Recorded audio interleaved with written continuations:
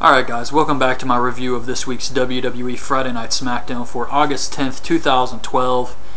And this was a pretty good show tonight. I thought there was a lot of good stuff on this one.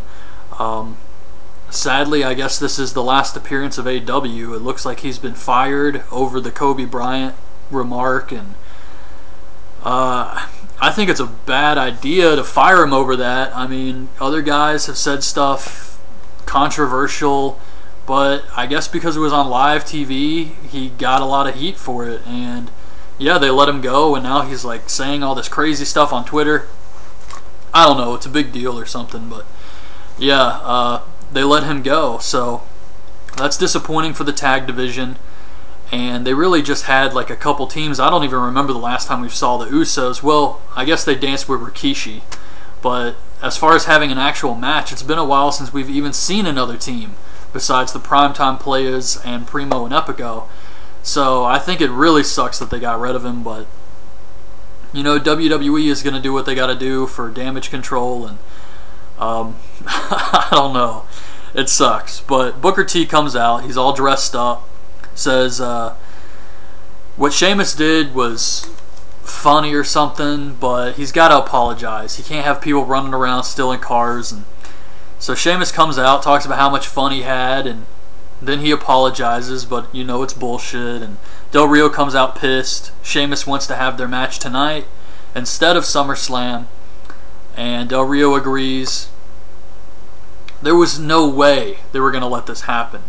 And it was just so obvious there was going to be some type of swerve. They weren't going to give away the SummerSlam match for free like this. And even though it's not like a big deal or anything, it's not like one of the matches that are like selling the show, so I wouldn't have cared either way.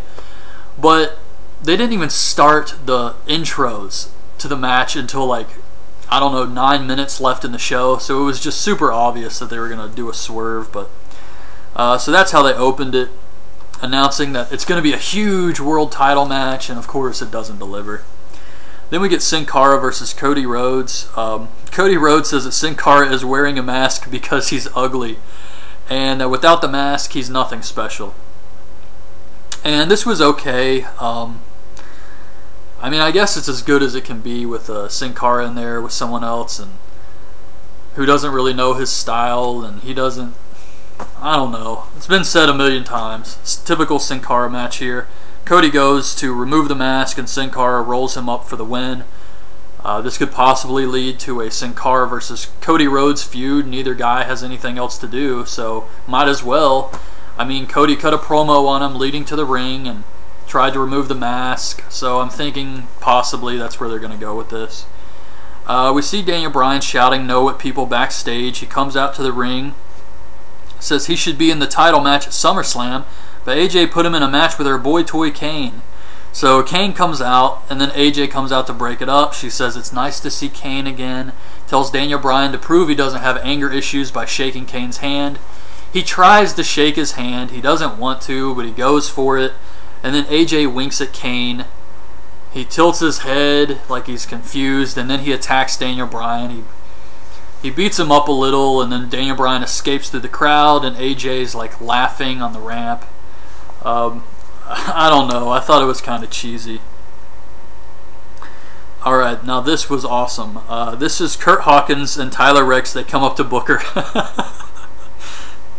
And he tells them that they need to step up their game.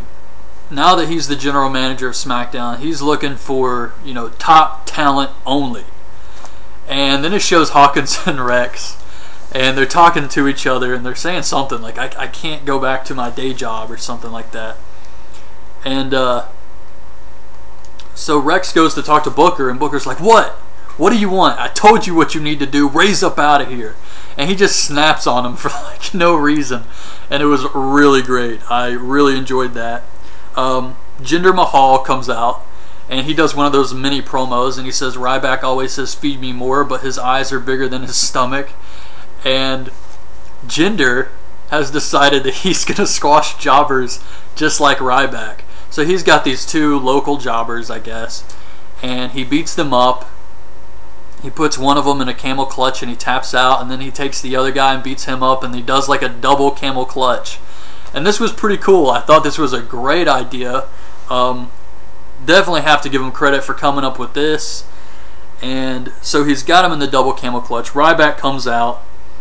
And Ryback picks up the jobbers and hits his finisher on both of them. So they're going to continue the Jinder Ryback thing, but I thought this was really good.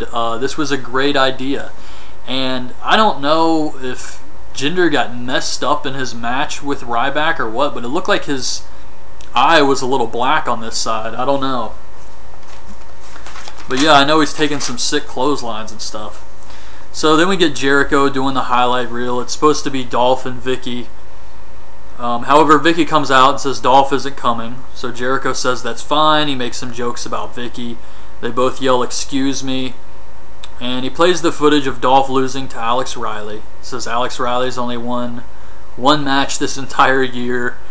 Vicky says that Dolph will beat him at SummerSlam.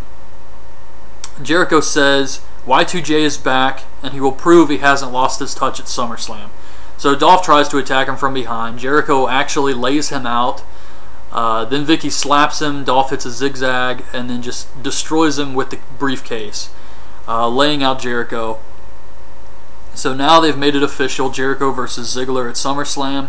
And I thought this was okay. I didn't really care much for the whole highlight Vicky Guerrero jokes. But once Dolph got involved and finally, well, he didn't even really look that strong to begin with. I mean, he attacked from behind and still got knocked out. But at least he stood tall at the end of the segment, so I guess that's something.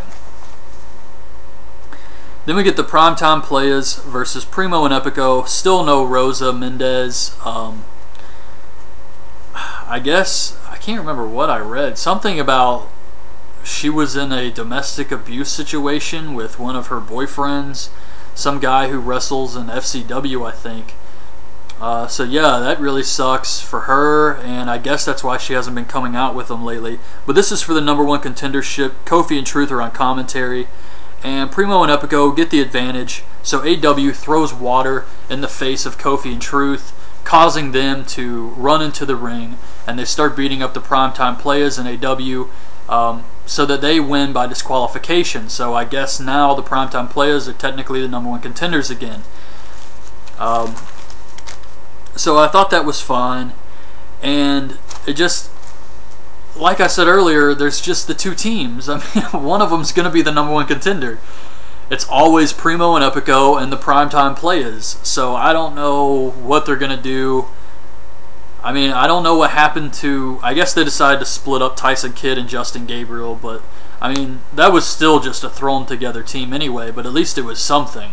And the Usos, haven't seen them in a while, so who knows what they're going to do, but losing AW is definitely going to be a blow to the tag team division. Antonio versus Christian. Antonio Cesaro does his 5 different languages thing. I thought this was actually okay, and this was a good match. This is one reason I did like this episode of SmackDown, was because Antonio looked awesome here. He was really impressive. I know he's a great worker, and they just haven't given him enough time. And having a match against Christian really, I think, showed a lot of people what he could do. And instead of him coming out and getting no reaction, I think people are going to start to react now, because he does have a great arsenal of moves that I think impress people, like the very European uppercut. I think people are going to get into that type of stuff. The bridging fall-away slam. And just stuff like that I think is going to work in his favor. But this was a really good match. Antonio counters a spear with a very European uppercut. He goes for his finisher. Christian hits the spear for the win. Afterwards, Antonio lays Christian out and hits a fall-away slam into the barricade. Or no, he just picks him up and charges him into the barricade. So I guess they could... maybe they feel it's a little early to put the U.S. title on Antonio, but I do think that's where they're going with this.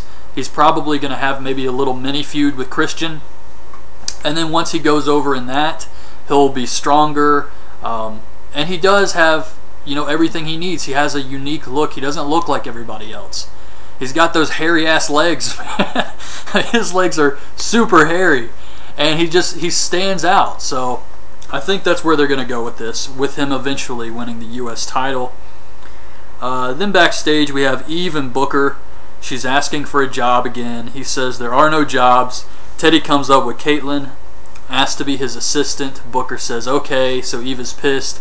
And he books next week. It's going to be Caitlyn versus Eve. Winner gets the job as his assistant. Rey Mysterio versus Miz.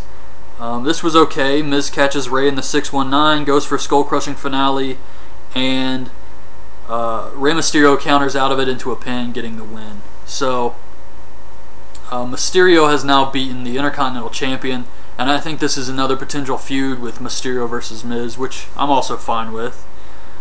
We're about to get Sheamus versus Del Rio. And then these cops come out, and they didn't really explain what the hell was going on, so Del Rio was just saying, I didn't file that report, so I just assume it's supposed to be like the cops coming to arrest Sheamus, even though it took them like forever. And so the cops come out, and then Sheamus starts fighting them, so Cole makes a point to say, those aren't cops, those are hired guns. So these are just guys Del Rio paid to cost him a title match. I don't know. But these cops start beating up Sheamus. They gang up on him. Del Rio slaps him around a bit, kicks him in the head, and then puts him in the armbar to end the show. So that was it. But yeah, I thought they did a good job with the wrestling on the show. There were some good matches.